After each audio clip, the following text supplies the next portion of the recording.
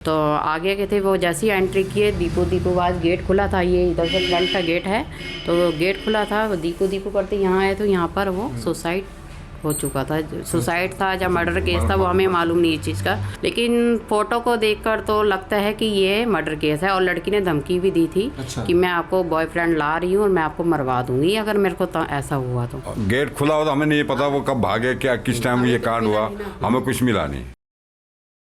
राजधानी दिल्ली के निहाल विहार थाना क्षेत्र इलाके के चंद्र विहार में एक घर में एक ऐसा सनसनीखेज मामला सामने आया है जिसको अगर आप सुनते हैं तो आपके रोंगटे खड़े हो जाएंगे। दरअसल हम उस घर के बाहर मौजूद हैं। इस घर में एक जो व्यक्ति था जिसकी उम्र 42 साल बताई जा रही है और दिलीप नाम था, इस घर में रहा करता था और एक किसी लड़की के साथ उनका प्रेम संबंध चल रहा था। किस तरह क्या कुछ होता है, परिवार का जो आरोप है उनका कहना है कि जो उनका भाई है दिलीप, उनको यहाँ पर उन्होंने सुसाइड नहीं किया बल्कि उनका मर्डर किया है। और पुलिस का साफ तौर पे कहना है कि ये मर्डर नहीं बल्कि एक सुसाइड है। देखिए मैं उसी कमरे में मौजूद हूँ जहाँ पर जो दिलीप नाम का व्यक्ति था, यही वो पंखा है जहाँ पर वो अपने आप को हैंग कर लिया गया था। परिवार उनका जो परिवार है, उनकी बहन हमारे साथ मौजूद हैं। आपसे जानना चाहूँगा क्या हुआ था और कैसे ये सारी चीज़ें आपको पता लगी? जी, मेरे को 1-2 दिन पहले ही भैया का फ़ोन आया था कि मैं बहुत परेशान हूँ, वो लड़की मुझे मारने की धमकी दे रही है। प्रीत कौर नाम उसका है, साथ में दीपू भी शामिल है। तो मैं पापा को फ़ोन लगाई, अगले दिन मैंने उनको फ़ोन किया फ्राइडे को, भैया को तो उन्होंने फ़ोन नहीं उठाया। तो मैं पापा को बोली जाइए आप जाकर देखिए, फ़ोन नहीं मिल रहा है उनका। तो पापा आए तो यहाँ पर वो अंदर जैसी एंट्री की है तो पापा को मैं बोली एक दो जन को साथ लेकर जाना, अकेले मत जाना। तो जैसे ही पापा आए तो उन्होंने देखा कि वो पूरे नशे में थे, बिल्कुल उनको कोई होश नहीं थी। क्या था क्या नहीं वो इस बारे में हमें नहीं पता, या क्या था हमें नहीं मालूम। तो हम पापा बोले कि बेटा ये तो बहुत, इसको तो कोई होश नहीं है। तो मैं बोली तुरंत आप डॉक्टर के पास लेके जाइए इनको ना। तो एक हमारे बुआ जी के यहाँ बेटे रहते हैं कजन, उनको भी मैं फ़ोन कर दी थी, मैं कहा आप भी पहुँचिए वहाँ पर। तो ये तुरंत लेकर, ये अंसारी डॉक्टर हैं यहाँ चंद्र विहार में, तो उनके पास लेकर गए। तो उन्होंने कहा कि आप इनको, आप गरीब आदमी हैं, कहाँ तक यहाँ अगर हम एडमिट करेंगे तो आपका ज़्यादा खर्चा आ जाएगा, आप दीनदयाल ले जाइए इनको। तो वहाँ दीनदयाल में इनकी स्लिप वगैरह बनी। तो उन्होंने, डॉक्टर लोगों ने देखा तो वो बोले इन्होंने इसको तो बहुत ज़्यादा नशा दिया हुआ है। आप अच्छा, आपके भाई थे, कभी आपको इस बात की जानकारी है वो कभी नशा करते थे? नहीं, उनको कोई नशे में तो इस चीज़ में थे ही नहीं बिल्कुल। यानी इनके साथ जो लड़की थी और जो दूसरा जो लड़का दीपू, इन दोनों ने मिलकर ये पूरा साजिश रची है। और जी, उन्होंने साजिश रची और इसको ऐसा कर दिया। तो नशे में थे।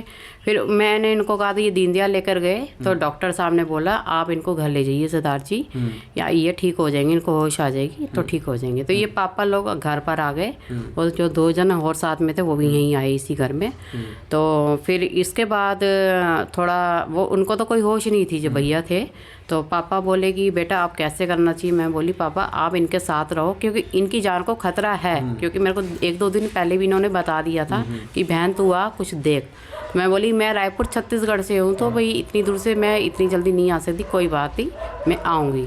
इस बीच मेरी उस जो लवप्रीत लड़की है और दीपू है उनसे भी बात हुई।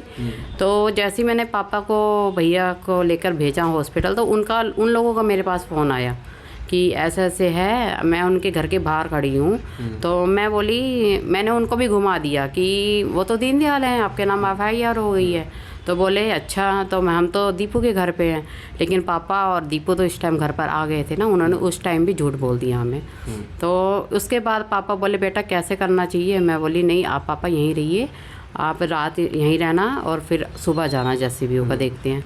सुबह 7 बजे मॉर्निंग में मैंने इनको फ़ोन लगाया पापा को। मैंने कहा पापा क्या कंडीशन है अभी, नहीं तो आगे कैसे करना चाहिए। पापा बोले थोड़ा ठीक हो गया है, उठे हैं अभी भैया, थोड़ा सा है नशा। तो वो बोल रहे हैं पापा आप अपने काम पे जाइए, अब मैं ठीक हूँ। उसके बाद ही पापा चले गए सुबह। उसके बाद मैं फिर उनको भैया को फ़ोन लगाई, मैंने कहा चलो बात करती हूँ क्या बात हुई क्या नहीं, बताएंगे कुछ। तो उन्होंने फ़ोन नहीं उठाया। फिर मैं बोली पता नहीं हो सकता है सो रहे हों इस टाइम, कुछ ऐसी बात हो। फिर दोबारा मैं फ़ोन लगाई, फिर भी नहीं उठाए। फिर पापा तिलक नगर थे तो उन्होंने वहाँ से फ़ोन लगाया अपने बेटे को, तो उन्होंने कॉल नहीं उठाई।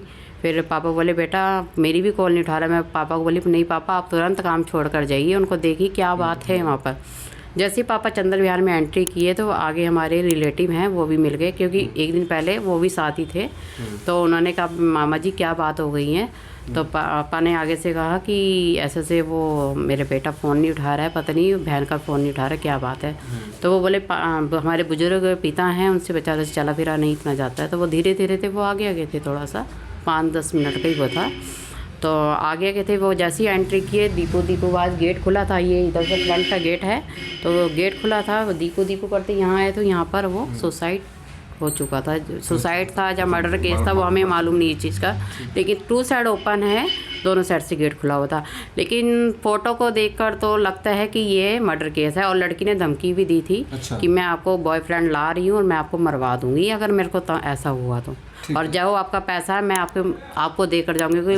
मतलब आपके भाई से वो पैसा भी खाती थी, पैसा गोल्ड वगैरह सब ले गई है। यहाँ एक चीज़ हमें नहीं मिली ना, गेट खुला हुआ था। ठीक है। अंकल जी आपसे जानना चाहूँगा, जब आप यहाँ अंदर घर में एंट्री करी थी, जब आपने देखा तो किस तरह का माहौल था? क्या ये दूसरे गेट खुला हुआ था? ये भी खुला हुआ था गेट, ये पूरा पोर्शन खुला हुआ था। मेरे साथ में मेरा भतीजा ही है, हमारी बहन का ही लड़का लगता है वो, उसको मैंने भेजा बेटा चल तू आगे चल, मैं आ गया। जैसे उन्होंने एंट्री करी वहीं से देखा वो उसके एकदम हॉपलेस हो गया, क्या लगा मामा ये तो दीपू तो खत्म है, वो तो फांसी लगा रखी। अच्छा, वो लोग यहाँ पे क्या कर रहे थे? अगर उन्होंने हैंग किया अपने आपको, क्या इस बात की इन्फॉर्मेशन आपको दी थी? नहीं किसी ने नहीं, सिर्फ बेटी के फ़ोन पे आया। अच्छा, और उसके बाद ये गेट खोल के भाग गए? गेट खुला हुआ था, हमें नहीं पता वो कब भागे, क्या किस टाइम ये कांड हुआ, हमें कुछ मिला नहीं, कोई नहीं था। अच्छा, पुलिस बोल रही है कि उन्होंने अपने आप सुसाइड किया है और आप आरोप लगा रहे हैं कि मर्डर है। ये मर्डर ही है। आसपास के मोहल्ले वाले जितने भी हैं, जो भी है, वो इस चीज़ को देखता है ना, वो कहता है सुसाइड नहीं है, ये मर्डर केस है।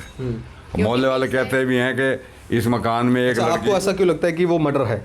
मर्डर इसलिए लगता है कि इस मोहल्ले के लोग कहते हैं कि एक लड़की नकाब पहन के आती थी और उसके साथ में 2 लड़के और होते थे, और वो उधर से आते थे और पता नहीं लगता वो किधर से निकल जाते हैं। अच्छा, उनका दूसरा तीसरे दिन का यही काम था आने जाने का। फिलहाल पुलिस का जो रवैया है, क्या कुछ मामले पे एक्शन लिया है? अभी तो कोई एक्शन नहीं लिया, सिर्फ यही हमें 9:30 बजे बुलाया था पुलिस ने वहाँ कि आपकी फाइल तैयार करेंगे वो पोस्टमार्टम के लिए।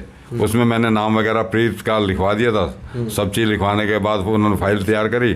9:30 बजे फिर वो हमें संजय गांधी हॉस्पिटल ले गए, वहाँ फिर पोस्टमार्टम के लिए उन्होंने संडे को पोस्टमार्टम किया और वहाँ से उन्होंने हमें बॉडी दे दी। अभी इसके बाद कोई अच्छा, जो आरोपी आप जो बता रहे हैं, जो लड़की है और एक लड़का है दीपू नाम का, क्या इनको पुलिस ने पूछताछ करी? कोई पूछताछ नहीं करी। लड़की का आईओ ने उसी दिन फ़ोन मिलाया था, जो नंबर हमने दिया, तो उसके स्विच ऑफ जा रहे हैं, अब भी स्विच ऑफ है। अब क्या प्रशासन से क्या कुछ मांग करते हैं? हमें सजा चाहिए उनको। हमारा तो बेटा चला गया, वापसी तो आने का नहीं, कम से कम आगे के लिए किसी और बेटे के साथ ना करें। मान लिया आज हमारा बेटा गया, कल किसी और का बेटा भी जा सकता है, क्योंकि हमारे भैया को पता नहीं लग रहा था कि अच्छा, आपने उस लड़की को कांटेक्ट करने की कोशिश करी कि क्या हुआ, ये क्यों हुआ और क्यों उसने? लड़की को मैं कॉल की थी वहाँ से, मैं बोली आप क्यों आती हो यहाँ पर, आप अपने घर रहिए ना, लड़के के पास लड़के आते हैं, आप क्यों क्या करने आ रही हैं? बोल रही है मैं इसका ज़िंदगी भर साथ दूंगी, साथ रहूँगी। मैं बोली हमें साथ की ज़रूरत नहीं है, हमारा भाई बोला है। अभी संपर्क हो पाया? नहीं, अभी जब से डेथ हुई है कोई संपर्क नहीं है। दीपू से हुई है, वो कह रहे अभी आ रहा हूँ, आज 4-5 दिन हो गए, टामाटोल 5 दिन हो गए नहीं आए ना। और फिर मेरे को उन्होंने, दीपू ने कहा कि आपके भैया तो मेरे को चाबी दे जाते थे, मैं ताला मार के चाबी बाहर रख जाता था, तो चाबी मार के अगर मेरे भैया सुबह काम पे चले गए, पीछे तुम क्या कर रहे हो क्या नहीं वो नहीं हमें मालूम। हो सकता है हमारे भैया को इस बारे में पता लगा, उन्होंने कुछ बोला हो तो इस बारे में उन्होंने निपटा दिया, उसको मार दिया। ठीक है, तो देखिए जो परिवार है इनका साफ तौर पे कह रहा है, देखिए इस एक जो दरवाज़ा है घर, ये उस साइड है और दूसरा दरवाज़ा ये है, और यहाँ के जो लोकल लोग हैं, जो यहाँ के रिहायशी हैं, उनका साफ तौर पे कहना है कि इस घर में एक लड़की आया करती थी, एक जो लड़का था वो आया करता था, उस गेट से आया करते थे और यहाँ से चले जाया करते थे।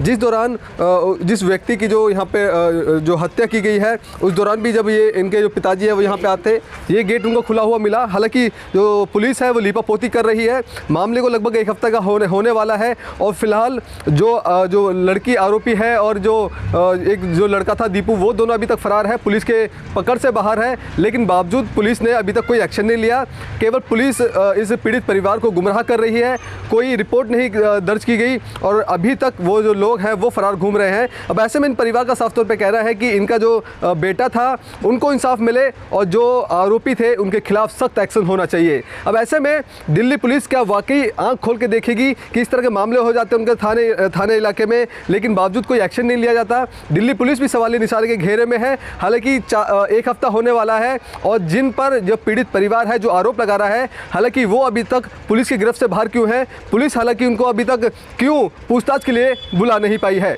कैमरा पर्सन कमलेश कुमार के साथ में संदेश सक्सेना, punjabkesari.com, दिल्ली। अगर आप ताज़ा खबरों के साथ हमेशा जुड़े रहना चाहते हैं तो अभी हमारे YouTube चैनल पंजाब केसरी दिल्ली को सब्सक्राइब करें। साथ ही Facebook और Instagram पर भी हमें फॉलो करना ना भूलें। आपका समर्थन ही हमारी ताकत है। धन्यवाद।